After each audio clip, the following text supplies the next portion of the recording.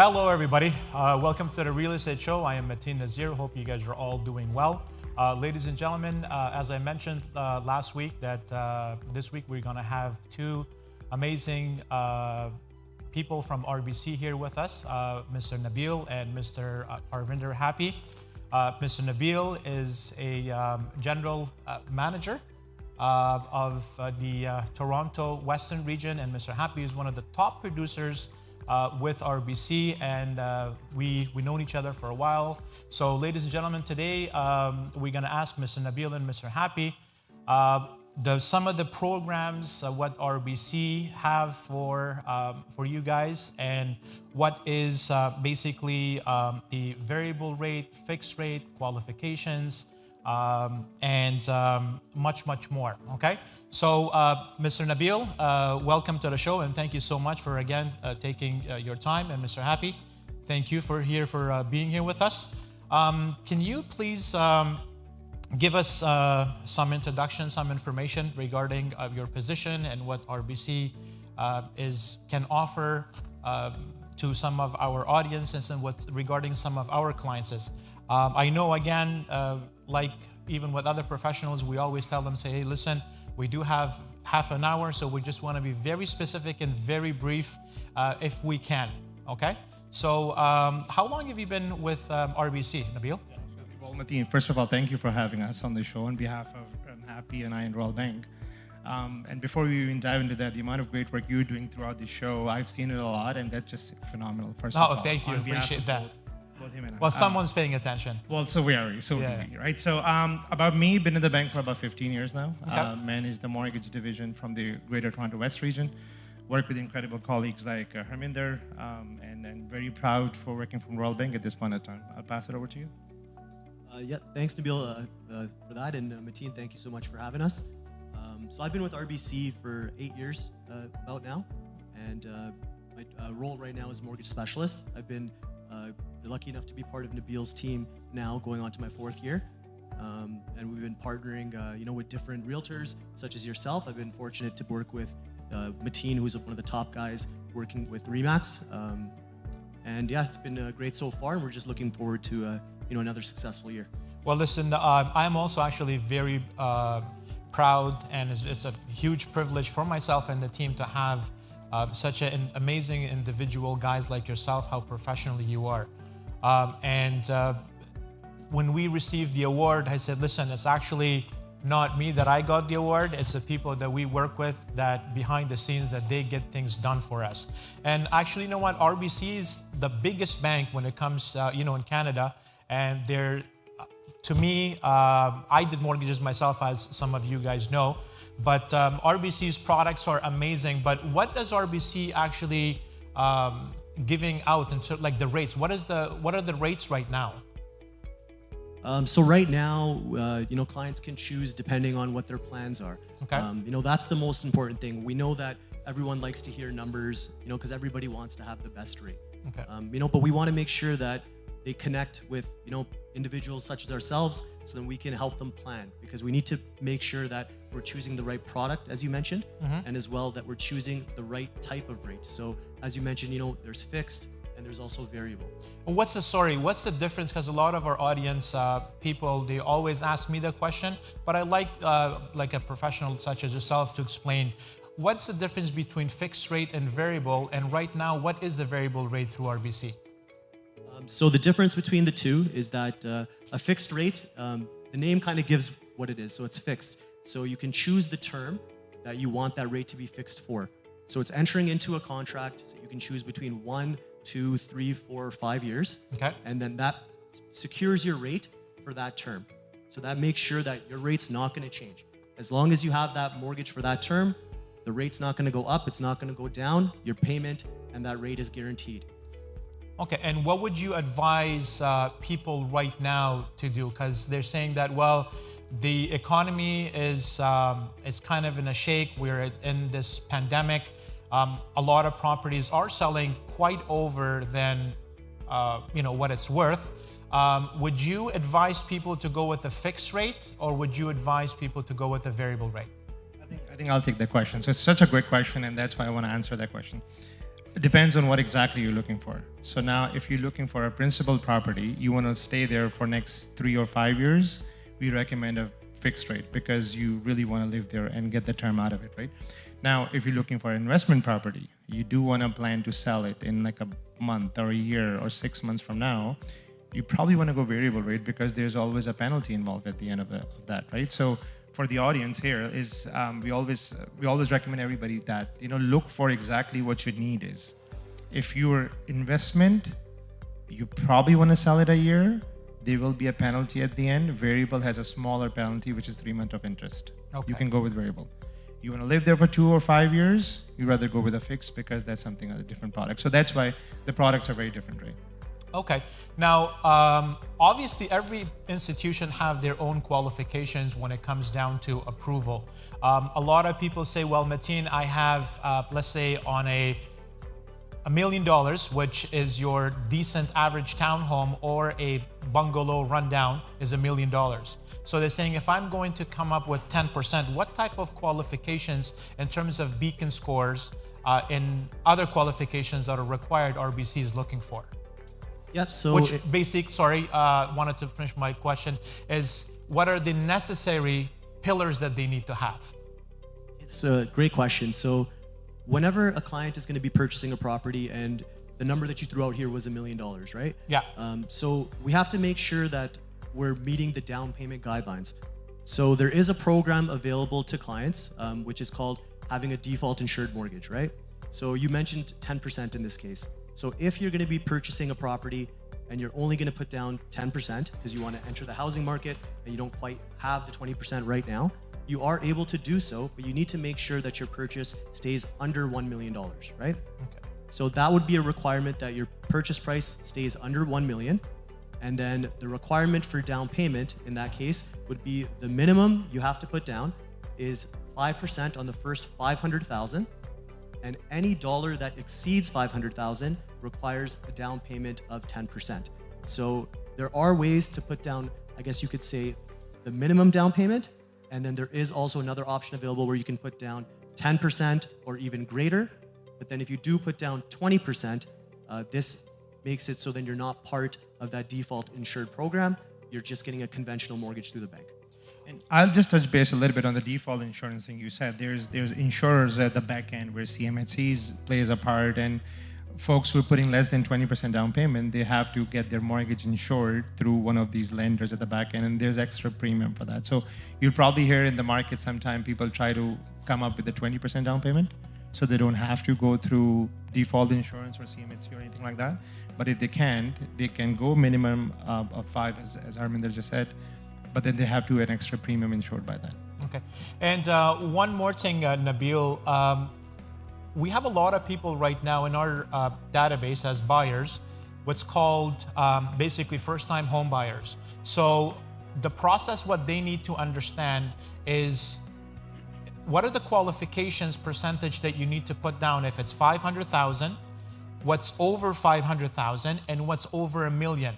What are the minimum down payment structure? How does that work?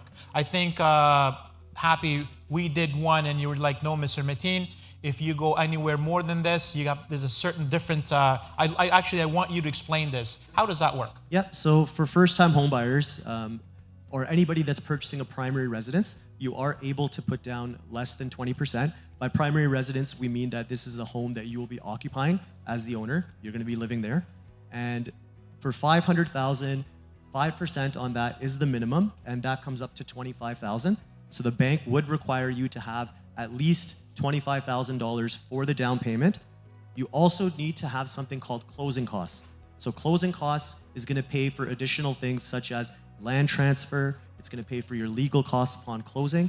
And we usually tell clients to budget anywhere between 1.5% to 2%, depending on where the property is, because the land transfer can be different depending on where the property is located. And as long as you have that $25,000 plus at least about 1.5% to 2% of your purchase price, and your purchase is $500,000, then that's the minimum for how much funds you would need available in order to make the purchase. Okay, so but does RBC have a 5% program still right now, or no, it all has to be over 10 or 15 or 20? So when it comes to down payment, it's not bank specific. It's something that is for all Canadian buyers. So this is a requirement that is regulated, I guess you can say, through the government, that whenever you're entering the housing market, you can put down less than 20%, but then it all depends on how much your purchase price is, and that will determine how much funds you need available. So there isn't, you could say, an institution out there that has a special program based on down payment. There is a minimum guidelines for every lender based on how much the purchase price is that you're buying and how much clients will need when you're purchasing a property in Canada. Okay, that's great, but also I really want to clear that off, that for first-time home buyers, if you're purchasing a $700,000, you're putting 5% on a $500,000, and then anything over that, you need 10% on that. Am I correct? That's correct. So that you would need 10% of the $200,000 and then 5% on the $500,000. That's correct. Okay, because this is a lot of, we actually, weeks ago, when we started talking about this, we had a lot of people texting us and emailing us and like, Matien, this is how much I have. Am I, can I qualify for this? And then this is what I was actually telling them, exactly what you just said. Okay, well, thank you so much. Yes, Nabil. So I just want to touch base on that. A lot of first-time home buyers, you touch base, they're also newcomers to the country, right? That's why they're buying their first home. Yeah. So we have a program where we can also see there are a lot of people, let's say, moving from US, for example, right? What were their jobs? What were their credit score? If they're able to show that product or that information to us, if I go back, we're doing them for many years now. A few years ago, you're a newcomer, you got to build your credit, build certain things in Canada before we can lend you. But now if you're showing us that you're a newcomer to the country, but you have a professional education or you are enrolled into some sort of program in Canada, your mortgage gets done very, very fast and it's a smooth process. Okay. Now, does that vary according to continent and country, or that applies to just US? I mean, US was just an example, right? So now there are countries where, like US, the reason why I said, because the credit bureau is very similar. Similar, right? okay. Very similar. Now, there are some countries, if folks are coming in, are newcomers, they can show that, Middle East or, South Asia, they can come and show us that I'm doing certain program there, and now I'm enrolled in a certain program here, dentistry, lawyers, there are higher chances of getting their mortgage approved very fast. Okay. Nabil, also in terms of the credit score, because I know all the five I think it's the 6 A lenders or 7? Big five. The big five, say, yeah. But we do have a couple of other ones behind the scenes that are also A lenders. What's the minimum credit? Because a lot of people right now, we're also living, like I said, people are losing their jobs, they can't keep up with their payments, so they're losing their credit score. What's the minimum credit score requirement if you want to apply for a mortgage loan for RBC? So if you're looking to get approved through an A lender, you're going to need a credit score of at least 650 in today's market. And it's not just based on the score itself. Like, a lot of people are always looking at, what's the number, right? But the number is not the only important part that plays a factor. We also need to look at the actual report to see what type of lending this person already has, how their repayment history is. Because you can have a score that maybe it's a little bit lower, but you're always making your payments on time. Maybe some situation happened where you needed to borrow some funds from, like a line of credit or take some type of loan, and you're carrying a little bit more debt at that time. But as long as we're able to explain, what happened and what's causing that score, we are still able to get, approvals for clients or help them out. And for clients that, have a score that doesn't meet that threshold, RBC does partner with alternative mortgage solutions. We have an in-house program where they deal with any client that, for example, has down payment, they have good income, but maybe their credit score is not the greatest. So they do have those, I guess you can say, B lender options available, and that's something directly through RBC. And it's not a long-term solution; it's a short-term solution to make sure that clients are still able to make their purchase because they want to enter the market at a specific time, and then we're able to hopefully transition them over to Royal Bank. Usually it's after a year. If it needs to take a little bit longer, then we keep our clients well informed on what they need to do. Oh, very well said. So let's take an example for all the viewers right now. Somebody has a credit score just because when they were moving, they forgot to change their cell phone bill. Correct. Right? Now their cell phone is going to the old address and it's going 30 days and 60 days and 90 days later. They forgot to change that. It does happen very often in the market and the community, right? And then because of that, their credit scores start to drop. But in reality, they're a good credit. They've always made good savings. So we look into these things into more detail. And if that was a particular situation, that doesn't make them a backline, even though the credit score was a little bit lower than that. Mr. Nabil, I think I should, just one other thing I wanted to add to this is, even for myself, as a real estate professional, as an investor, I'm even having, in the beginnings, I was having time on how to maintain my credit. Right? So what would you tell our audiences who are watching right now? What would you tell them to do in order to keep their credit maintained properly? Like, what are the steps, like if you were to say 3 to 4 steps, what would you add to that? So first step, I would say, in order to maintain your credit, make sure you have some sort of credit. Okay. I'll tell you why. And I'll tell you why I say that. Because a lot of people don't take any credit card thinking that I want to have a good credit. Okay. Once you don't have any credit card, any sort of credit facility, you actually don't have a credit, right? So that's the biggest myth. I just want to break it here because make sure you have some sort of credit available, whether it's a credit card or a car loan. That's a step number 1. Now, step number 2 is make sure you're making payments on time. If there are any challenges happen, right now you said we're going through pandemic, you work with your lender. Your lenders are very open to work with you. Like, I'll give you an example of RBC. When pandemic happened, we actually were delaying 6 months of payment to the individual. So their credit was not getting hurt. So make sure you make the payments on time. Also, we always say that if your credit limit is, let's say, 10,000, try not to max it out, for example, right? Okay. Try not to go over around 10,000, 9,000. Try to keep it a little bit low, right? If you can. And I totally respect, it's a different market, different world we live in. If somebody have to, they can. But once you start to maximize your credit start to get overloaded a little bit, right? Okay. And that's when you, that would be the third biggest step, I'd say. And the fourth step I would say is have a limited credit, but not too much credit. And I'll tell you what I mean by that is, and I don't think I should be saying that, but if you have 25 credit cards, it just becomes very challenging for you to manage your credit, what payments go at what time. So have limited amount of credit cards. And well, there's also a lot of apps right now that we have that on your phone that you could automatically receive if it has increased or decreased, right? So I think also for some of the audiences that who are watching, if you guys don't have these apps, there's like Borrowell, there's Equifax, there's a couple of so many other ones that you could download on your phone and just make sure that, see what's happening, look what's dropping your credit, because it's so important. Now, a lot of times I think when you're so busy, so I'm in contact with Happy, and then the client has an amazing income, it has a beautiful down payment, which is, is very well regarding his purchase. But the biggest thing that's killing him, and then guys like my colleagues that I work with, they're saying, you know what, I'm so sorry. This guy is like at 520, 530, and he has late payments everywhere, right? That doesn't even get qualified, but we have someone with like 7%, 10%, and things are just decent, and it just, the banks accepts them, right? So it's very, very important. So that thing that like Happy, you were telling me, Matien, make sure to tell your clients and customers, everyone to have the 3 pillars that are very, very important. That's your down payment, your income, and your credit. All of these 3 factors goes together, okay? So it's not just because if you have $200,000, please correct me guys if I'm wrong, that if you have this $200,000 and you want to buy a $700,000 property, but your income is not that great, and then, but most important is your credit, right? So that's really, really important.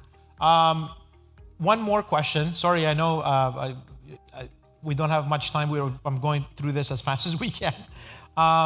In terms of refinances, some of the people or audiences that are there, they also called it like, Matien, the market is so hot. We don't know what these are baby boomers and in the future, what they're going to go through.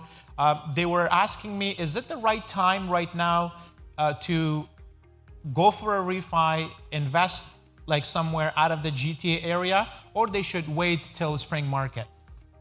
So as per Globe and Mail report that came out, 30% of market is investors right now. Okay. The report that came out recently. And who are these investors? Folks who have refinanced their properties and bought outside GTA as well, right? So we always say, folks, that it's very hard for us to say it's the right time or the wrong time. But when you look at the future, 2022, CMHC, Royal Bank, Remax, nobody's expecting a drop at this point in time, right? So if you start to see that, then you probably will say that this is the time you can refi because your equities are pretty good. I mean, folks who have bought the property last year, their equities have gone up massively throughout the year, right? If you have equity, if you want to play in the market, as I said, 30% of individuals are playing this market. Go to incredible people like you who will be able to help them a really good property based on what their budget is right now. GTA, if you Sorry, want to buy they're going to GTA, come to me, but I'm going to refer them back to you, though. That's fine, right? But again, in terms of where to look for properties, I would say that based on the budget where they want to, or are they looking for a cash flow, right? And a lot of we saw a report. A lot of folks have gone to Windsor, London, Ontario, Cambridge, Hamilton. A lot of activity. I was reading a Remax report the other day, and a lot of folks have bought properties there. So. And what's the max that they could go for, Arvinder? Like, what would be their in terms of loan to value on their property? So it all depends on where they're going to be purchasing. So emerging markets such as London, as Nabil pointed out, might not have that standard loan to value guideline that everybody's used to hearing about. By standard, I mean that everyone hears about I need 20% down to get the bank to lend me 80%. Which does apply for a lot of lending and a lot of mortgage needs, but it all comes down to, where is the property located? That's going to affect how much the bank will lend, because some of these markets are just starting to grow, and the bank sometimes may not be able to lend on those properties yet because the market's still in that growth stage in that city. And it also depends on what the purchase price is. So what I mean by that is, like, if you buy a property, let's say, somewhere like 5 million, right? That doesn't mean that you're going to be able to qualify to get 80% of that purchase price, because there are rules on how much the bank will also lend, depending on what your purchase price is and as well as where you're purchasing, as I mentioned before. That's why I think we talked about earlier, the value of pre-approval, a value of going to the bank first and asking them how much I'm eligible to go out there and buy. Because sometimes what happens is, like, I go back 15 years ago when I want to buy my first property, super excited where I want to buy. Hold on 1 second, take a step back. How much I can be qualified for? Because there's no point if I can be only qualified for $500,000, start going out, checking out the properties for $1 million. It just puts me into a bad shape where I've liked something which I can't afford. So it's always a good idea, and even as Happy said, that check out what you're capable, pre-approved for, and then you can just go in the market, right? So as a real estate agent, what would you advise your other realtors? I know you guys work with many other top producers in Toronto and in the GTA area, but right now we don't seem to have the time on pre-approval. What would you advise your real estate agents so we can advise our clients before putting an offer in a property? This is a tough question, honestly, because I understand what you're saying here.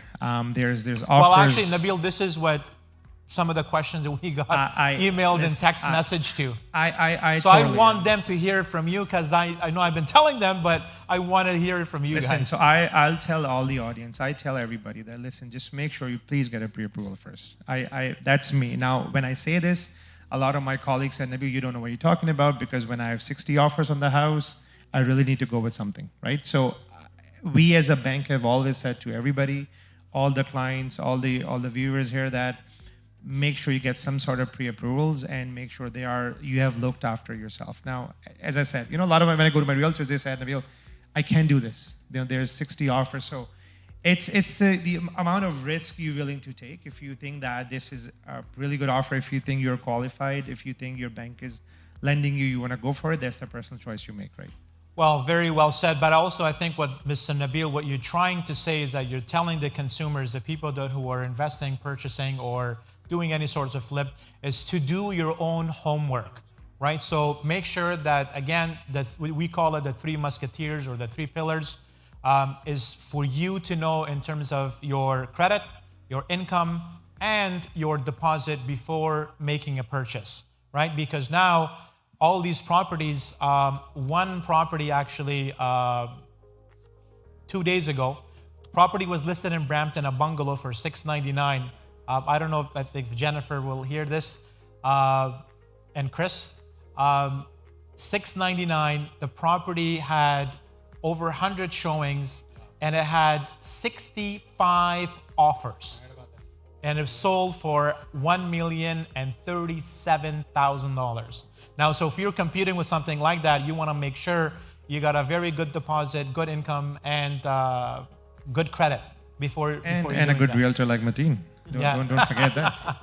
Well, that's why obviously you got to be with a guy that has done his due diligence and experience before when you're putting an offer. Well, that's great, guys. But a couple of more things. I see that time is really not on our side.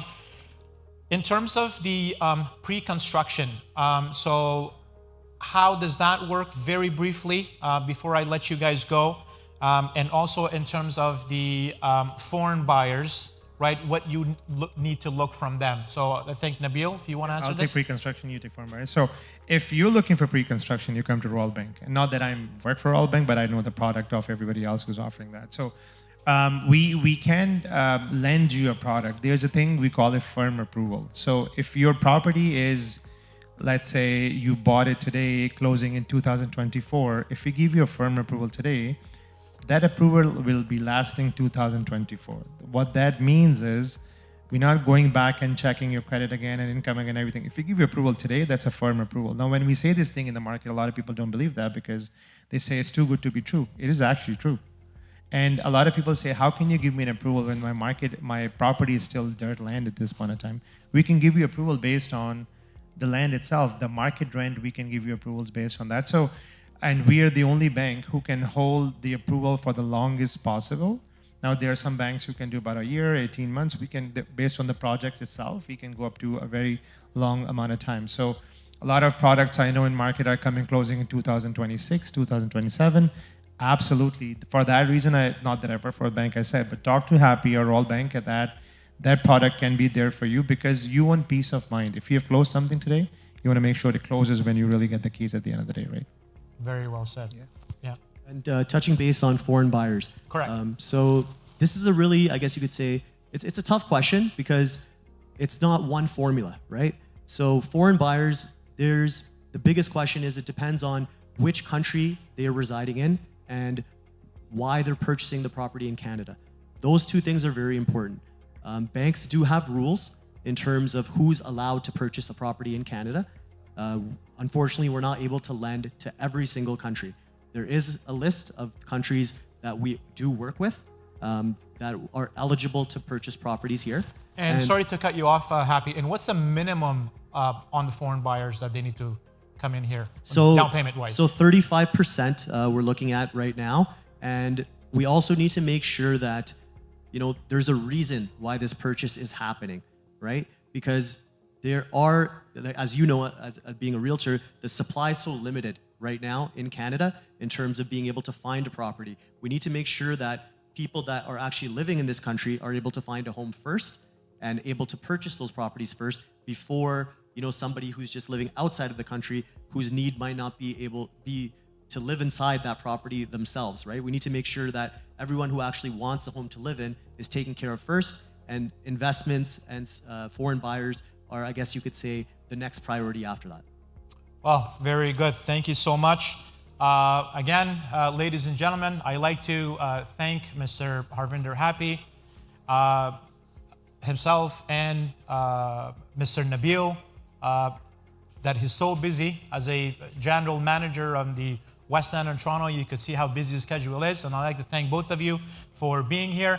And the reason why we're also the top producer in our office, because we work with the top bank and the top professionals like two individuals that joined us today.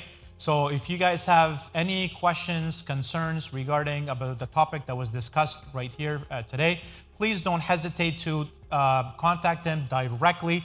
This is why, the reason why we're doing the show is to give you guys the information and the necessary tips of in terms of buying, selling, investing, refinancing, or thinking of the future of getting into the real estate. This is why we're here to share these informations to you guys. Well, again, I'd like to thank you for everyone who's watching this show, and thank you for all of your support. For all those thumbs up, it gives us the encouragement and gives us the energy to come and do this here with you guys. Like to thank you, and till next week, Okay? I want you guys to be well, safe, and good night.